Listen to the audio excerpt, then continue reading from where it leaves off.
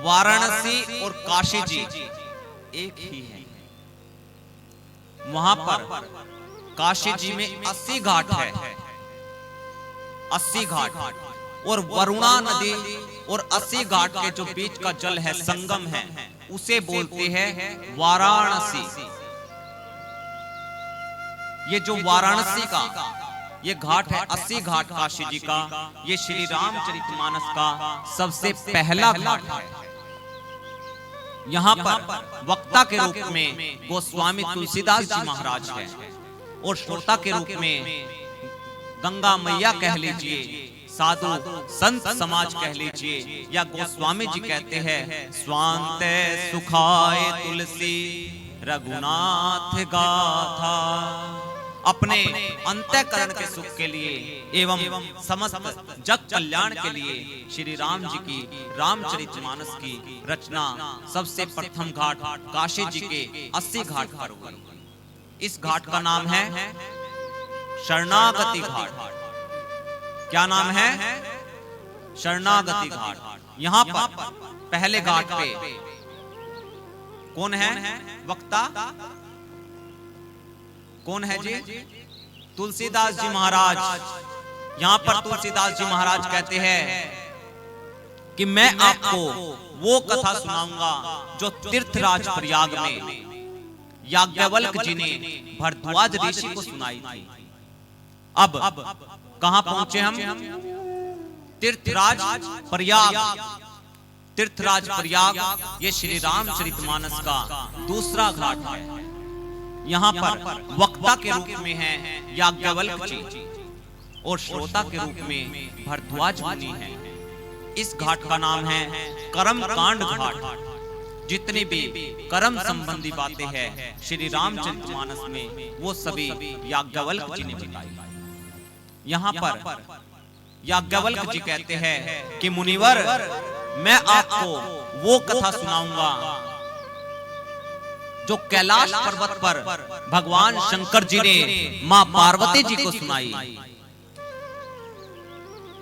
अब कहां पहुंचे हम? कहां? कैलाश पर्वत पर। यहां पर वक्ता कौन है? भगवान शंकर जी, और श्रोता स्वयं मां भवानी है। इस घाट का नाम है ज्ञान घाट। यहां पर भगवान शंकर जी मां पार्वती से कहते हैं, हे देवी, मैं आपको वो कथा सुनाऊंगा जिस कथा को नीलगिरी पर्वत पर काकभुशुंडी ने पक्षीराज गरुड़ को सुनाया था। अब हम चौथे घाट पर पहुंचे। कौन से घाट पर? नीलगिरी पर्वत पर। यहाँ पर वक्ता है काकभुशुंडी जी। अब पहुंच गए चारों घाटों पे। अब वापस से इस अपने 5वें घाट पर आ जाइए। 5वां घाट कौन सा है? शहजादपुर का ये शिव मंदिर घाट। यहाँ पर वक्ता के रूप में आज से मैं आप सभी को आने वाले 7 दिन के लिए श्री राम जी की कथा सुनाने का प्रयास करूंगा। श्री राम जी की कृपा से करूंगा, और आप सब श्रोता के रूप में सुनेंगे ये श्री रामचरितमानस का 5वां घाट।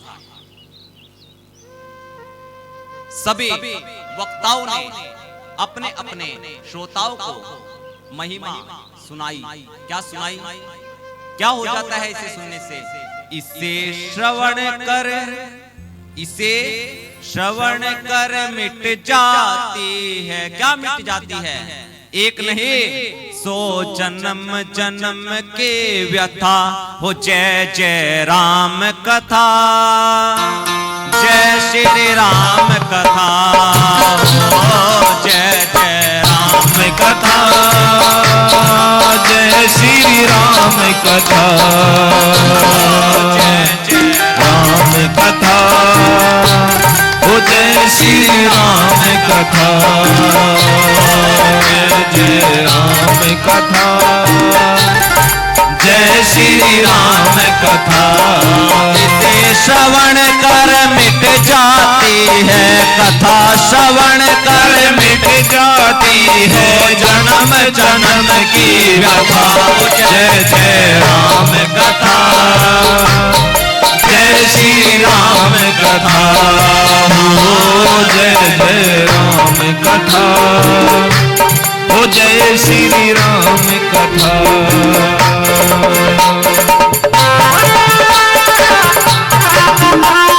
राम कथा कलि कामद गाए, सुजन संजीवन मोर सुहाई। बुध विश्राम सकल जन रंजनी, राम कथा कलि कलुष विभंजनी। बुध विश्राम सकल जन रंजनी, राम कथा कलि कलुष विभंजनी। मेरा परमारथ बन जाए, मेरा परमारथ बन जाए, मेरा परमारथ बन जाए, मेरा परमारथ बन जाए। श्री नारद कर यथा जय जय राम कथा, हो जय श्री राम कथा, हो जय जय राम कथा, जय श्री राम कथा, हो जय जय राम कथा, हो जय श्री राम कथा।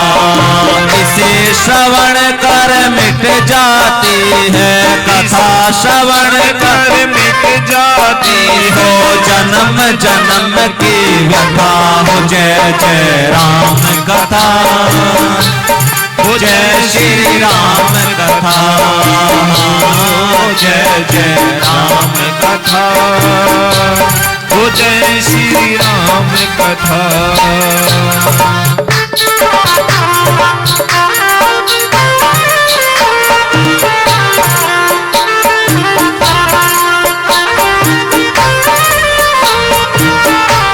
दूसरे वक्ता महिमा गाए। कौन राज प्रयाग में याज्ञवल्क जी महाराज, याज्ञवल्क जी महिमा गाए। क्या गाए? महामोह महेशेष विशाला, राम कथा कालिका कराला। महामहेश विशाल शाला, राम कथा कालिका कराला। महामोह महेशेष विशाला, राम कथा कालिका कराला। महामोह महेशेष विशाला, राम कथा कालिका कराला। राम कथा शशि किरण समाना, संत कोर करहि जेहि पाना। राम कथा शशि किरण समाना, संत चकोर करहि जेहि पाना। बेकर तो अमर हो जाए, गाकर तो भी अमर हो जाए। बेकर तो भी अमर हो जाए, कर तू भी अमर हो जाए। श्री हनुमंत यथा हो जय जय राम कथा, हो जय श्री राम कथा, हो जय जय राम कथा, हो जय श्री राम कथा।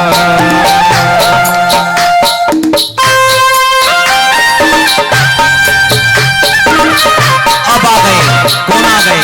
भगवान शंकर जी। किसको महिमा गा करके बताते हैं? पार्वती मैया को। क्या महिमा गाए? राम कथा कले बिटप उठारी, सादर सुनो गिरिराज कुमारी। राम कथा कले बिटप उठारी, सादर सुनो गिरिराज कुमारी। राम कथा सुंदर करतारी, संशय विहग उड़ावनिहारी। राम कथा सुंदर करतारी, संस विहग उठावनहारी। मेरा सब संशय भागेगा, मेरा सब संशय भागेगा, तेरा सब संशय भागेगा, मेरा कब संशय भागेगा। पार्वती कर यथा हो जय जय राम कथा, हो जय श्री राम कथा, हो जय जय राम कथा, हो जय श्री राम कथा, हो जय जय राम कथा, वो जय श्री राम कथा। जय जय, कौन सी कथा? जय जय राम कथा, जय श्री राम कथा। क्या होता है? इसे श्रवण कर, इसे श्रवण कर मिट जाती एक नहीं सो जन्म जन्म की व्यथा।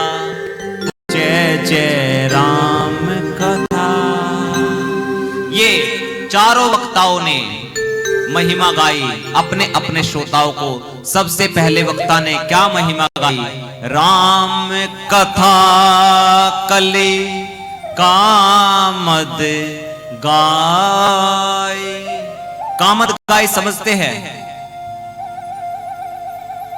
कामद गाय, कामधेनु गाय। कामधेनु गाय समझते हो? यही तो कामद गाय है। ये कामधेनु गाय की एक विशेषता है। जो भी हमारी मनोकामना होती है, यदि हम कामधेनु गाय के सामने जाकर के प्रार्थना करें तो वो अवश्य ही बहुत जल्द पूर्ण हो जाती है। गोस्वामी तुलसीदास जी महाराज श्री राम जी की इस कथा को कामद गाय बता रहे हैं कि जितनी भी हमारी धर्म सम्मत मनोकामनाएं हैं, अगर हम निरंतर रूप से, जैसे आज से आप प्रारंभ कर रहे हो सुनना, प्रथम सत्र है और आने वाले दिनों तक 7 दिनों तक श्री राम जी की कथा को आप रसपान करेंगे, तो जितने भी आपकी धर्म सम्मत मनोकामनाएं हैं, अगर निरंतर रूप से आप कथा के प्रांगण में आकर के अपने हृदय के अंदर अपनी मनोकामनाओं को सुमिरन कर करके बैठोगे, तो अवश्य ही इस श्री राम चरित मानस रूपी काम गाय से आपकी समस्त मनोकामनाएं पूर्ण हो। इसमें कोई संशय नहीं, ये बात अटल सत्य है। और दूसरे वका क्या महिमाए?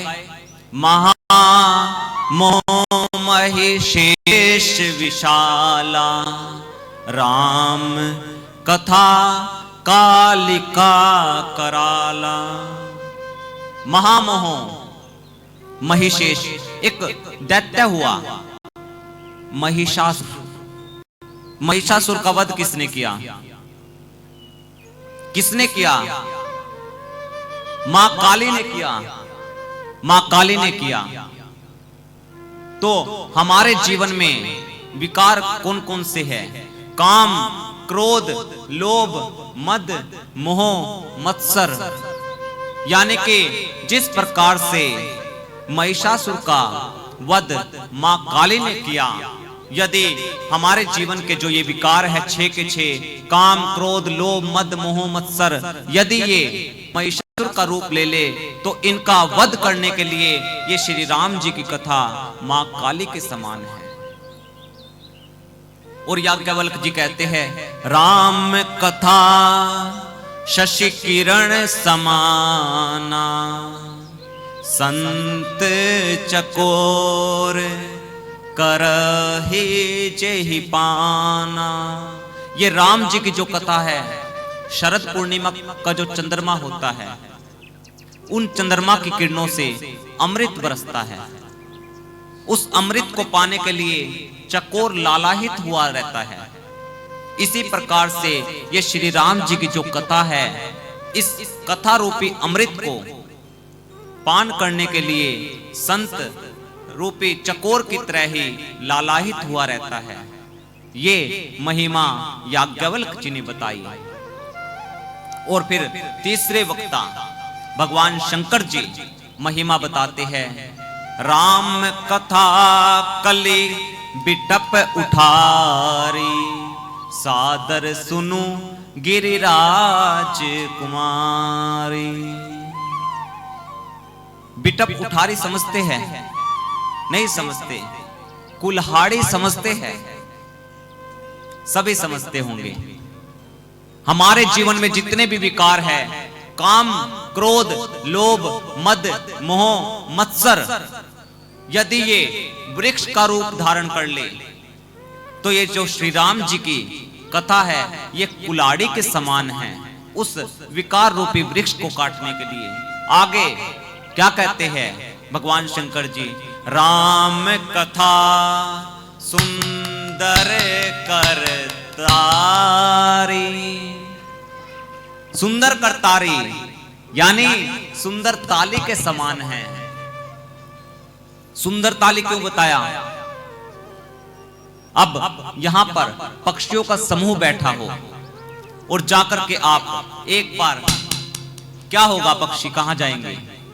उड़ जाएंगे। इसी प्रकार से हमारे जीवन में जितने भी संशय है उन संशय रूपी पक्षी के बीच में इस राम कथा रूपी ताली बजाने से हमारे जीवन के संशय रूपी पक्षी अपने आप उड़ जाएंगे। ये महिमा भगवान शंकर जी ने बताई। चारों वक्ताओं ने अपने अपने श्रोताओं को महिमा बताई। फिर आगे गोस्वामी तुलसीदास जी महाराज बालकांड के प्रारंभ में 7 श्लोक लिखते हैं।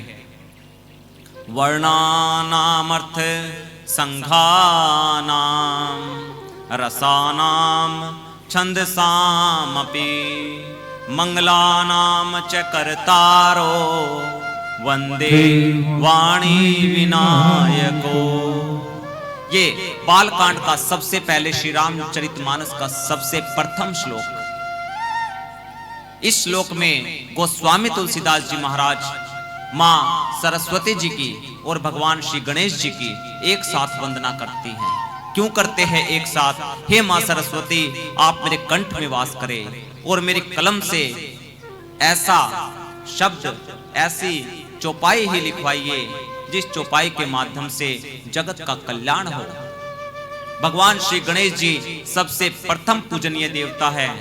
गोस्वामी तुलसीदास जी वंदना क्रम में सबसे प्रथम वंदना इस श्लोक में करते हैं कि सभी प्रकार के विघ्नों को हरने वाले हे गणनायक भगवान, इस श्री रामचरितमानस को जो मैं राम जी की गुण गाथा लिखने जा रहा हूं, इसको आप बिना किसी विघ्न के आप संपूर्ण कराइएगा। फिर दूसरे श्लोक में भवानी शंकरो वंदे शरधा विश्वास रूपिणो याभ्याम विना न पश्यन्ति सिद्धा स्वान्तस्थमीश्वरम। ये दूसरा श्लोक गोस्वामी तुलसीदास जी ने दूसरे श्लोक में भगवान शंकर जी को विश्वास बताया और मां भवानी पार्वती जी को श्रद्धा बताया। श्रद्धा और विश्वास जहां पर होती है वहां पर भगवान अपने आप ही प्रकट हो जाते हैं, इसमें कोई संशय नहीं। तीसरे श्लोक में भगवान शंकर जी की गोस्वामी तुलसीदास जी ने गुरु के रूप में वंदना की। फिर चौथे श्लोक में गोस्वामी तुलसीदास जी ने वाल्मीकि जी की और हनुमान जी की एक साथ वंदना की। 5वें श्लोक में मां जानकी जी को प्रणाम किया। 6ठे श्लोक में भगवान श्री रामचंद्र जी को प्रणाम किया। 7वें श्लोक में गोस्वामी तुलसीदास जी कहते हैं कि मैंने इसकी रचना क्यों की? नाना पुराण निगम आगम सम्मतम यद। नाना पुराण, जितने भी पुराण हैं, 6 शास्त्र, 18 पुराण, 4 वेद और जितने उपवेद है, जितने उपनिषद है, सभी के सार को निचोड़ करके इस श्री राम जी की रामचरितमानस में रख दिया। स्वांते सुखाए तुलसी रघुनाथ गाथा। श्री राम जी की रामचरितमानस रूपी इस राम कथा में रख दिया। ये महिमा श्री राम जी की गोस्वामी तुलसीदास जी ने बताई। आगे फिर वंदना क्रम में पंचदेव उपासना में गोस्वामी तुलसीदास जी ने 5 सोरठे लिखे। गणेश जी की, भगवान शंकर जी की, गुरु के रज की और मां जानकी जी को प्रणाम किया। आगे फिर प्रिकर समाज की वंदना की, फिर राजा दशरथ जी की, अयोध्या धाम की, राजा जनक जी की, मां जानकी जी की, मां कौशल्या जी की, सभी की वंदना की। फिर नाम की महिमा बताई। नाम की महिमा के बाद गोस्वामी तुलसीदास जी महाराज कथा को तीर्थराज प्रयाग लेकर के पहुंचे। तीर्थराज प्रयाग में कहते हैं, एक बार भरी मकर नहाए। आप जानते हैं माघ के महीने में तीर्थराज प्रयाग में संक्रांति के शुभ अवसर पर बहुत ही भारी मेला लगता है। उस मेले में कल्प वृक्ष के समान संत समाज वास करने जाते हैं। सभी संत समाज ये युगों से चला आ रहा है। सभी संत समाज माघ के महीने में तीर्थराज प्रयाग पहुंचे थे। वहां पर भारद्वाज मुनि का आश्रम है और याज्ञवल्क्य जी बड़े ही विवेकी, सभी प्रकार के वेद तत्वों को जानने वाले थे। माघ का महीना स्नान करके, सभी त्रिवेणी में स्नान करके सभी आश्रम अपने अपने आश्रम को जाने लगे। सभी संत महात्मा अपने अपने आश्रम को चल दिए। तब याज्ञवल्क्य जी ऋषि को भारद्वाज मुनि ने चरण पकड़ करके रोक लिया। क्या कहने लगे, मुनिवर आप रुक जाइए, बस क्यों रुक जाइए। देखिए, जब रोकने वाला बड़े ही आदर से रोके तो उसका परिचय उसके मुख के आकार से ही पता लग जाता है। भारद्वाज मुनि के भाव को देख करके याज्ञवल्क्य जी रुक गए और याज्ञवल्क्य जी से भारद्वाज ऋषि ने ले जाकर के सादर चरण सरोज पखारे, अति पुनीत आसन बैठारे। चरणों को पखार करके श्रेष्ठ आसन पर बैठाया, पूजा की और फिर क्या कहने लगे, नाथ एक संशय उबड़ मोरे। हे मुनिवर, मेरे मन में एक संशय है। याज्ञवल्क्य जी ने कहा, क्या संशय है। भारद्वाज मुनि कहने लगे कि मुनिवर, मेरे मन में संशय है जिसको मुझे आपको बताते हुए शर्म भी आ रही है, लाज भी आ रही है और भय भी उत्पन्न हो रहा है। लाज इसलिए कि इतनी उम्र हो गई परंतु अभी तक ज्ञान नहीं हुआ, और डर इसलिए लग रहा है कि कहीं आप ये ना समझे कि मेरी परीक्षा ले रहा है। याज्ञवल्क्य जी ने कहा कि नहीं, ऐसी बात नहीं, तुम निसंकोच, हे मुनिवर तुम बताओ क्या पूछना चाहते हो। तब भारद्वाज मुनि ने कहा कि मुनिवर, मैं पूछना चाहता हूं कि ये राम जी कौन हैं। और एक बात बताऊं मुनिवर, एक राम जी को तो मैं जानता हूं, अयोध्या के चक्रवर्ती राजा दशरथ जी के पुत्र राम, जिनकी पत्नी का हरण हुआ। राम जी को क्रोध आया, क्रोध आने के बाद रावण को मार दिया, और इन राम जी को तो मैं जानता हूं। याज्ञवल्क्य जी कहने लगे, जब इन राम जी को जानते हो तो पूछ क्या क्यों रहे हो, जब जानते हो तो क्यों पूछ रहे हो। तब भारद्वाज मुनि ने कहा कि मुनिवर, मैं इसलिए पूछ रहा हूं क्योंकि जिन राम जी को मैं जानता हूं, क्या यह वही राम जी है जिनको भगवान शंकर जी भी भजते हैं। क्योंकि भगवान शंकर जी काशी में मरने वाले प्राणी को श्री राम जी के नाम का ही उपदेश देते हैं। क्या ये वही राम जी है। जैसे ही राम कथा के बारे में भारद्वाज मुनि ने याज्ञवल्क जी से पूछा, याज्ञवल्क जी मुस्कुरा कर के कहने लगे कि मुनिवर, मैं आपके बारे में जान गया। क्या जान गए? कि आप राम जी के बारे में जानना नहीं चाहते, आप तो केवल श्री राम जी की कथा सुनना चाहते हैं। मैं जानता हूं आपके बारे में, आप राम जी की कथा सुनना चाहते हैं, और आप जैसे श्रोताओं को हम राम की कथा नहीं सुनाएंगे तो किसको सुनाएंगे?